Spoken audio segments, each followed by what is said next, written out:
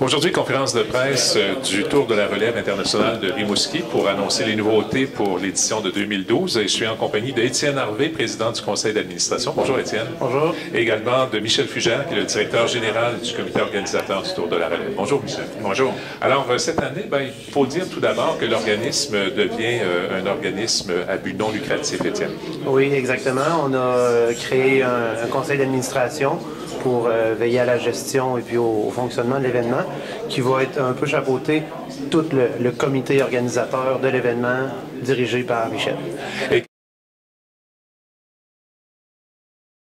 qu'est-ce qui va distinguer l'édition 2012 de l'édition 2011, Michel? On a des belles nouveautés avec l'ajout du Grand Prix cycliste de Rimouski, qui est une course internationale élevée, de niveau très élevé pour les juniors femmes. Donc à Rimouski, on va recevoir la seule course de ce niveau-là en Amérique pour les juniors femmes, ce qui est un atout très intéressant pour le Tour de la relève, qui va pouvoir accueillir en même temps plus d'équipes internationales. Et vous avez apporté des modifications quand même assez importantes au parcours, surtout pour les catégories femmes. Effectivement, on a un nouveau parcours pour la course du Grand Prix cycliste de Rimouski et une modification de la troisième étape qui était un petit peu trop difficile pour les femmes cadettes les plus jeunes là, de 15-16 ans. Ce parcours, en passant par les côtes de roche de Saint-Angèle, était un niveau un petit peu difficile pour eux. Est-ce que vous attendez plus de coureurs cette année? On s'attend à afficher complet là, avec 200 participants au total, donc 100 coureurs masculins, 100 coureurs féminins. C'est l'objectif visé cette année. Okay. Maintenant, le Tour cette année, Étienne, va connaître certaines modifications aussi au niveau des catégories chez les femmes. Je pense que vous faites une place particulière là, et vous les distinguez des hommes aussi cette année.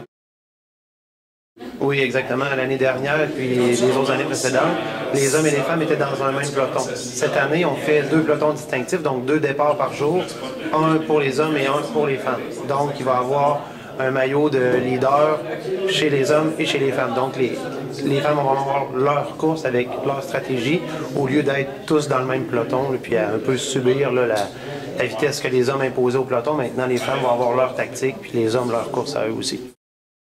Okay. On n'a pas encore mentionné les dates de l'événement cette année. Du 12 au 15, et puis le 11, il va y avoir le Tour, le Grand Prix cycliste de Rimouski, qui va être une journée avant.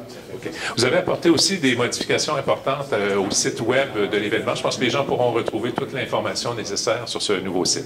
Absolument. La même adresse qui est tourdelarelève.ca, mais un site un peu plus complet, plus dynamique aussi. Toutes les informations des gens vont se retrouver sur place. Également pour les bénévoles qui veulent appuyer l'événement, vont pouvoir retrouver toutes les informations et la façon qu'ils peuvent nous aider et éventuellement s'inscrire en ligne avec les disponibilités qu'ils ont à nous offrir. OK. On parle toujours d'un tour international, mais il faut dire aussi que la clientèle de cyclistes locales régionales a sa place aussi.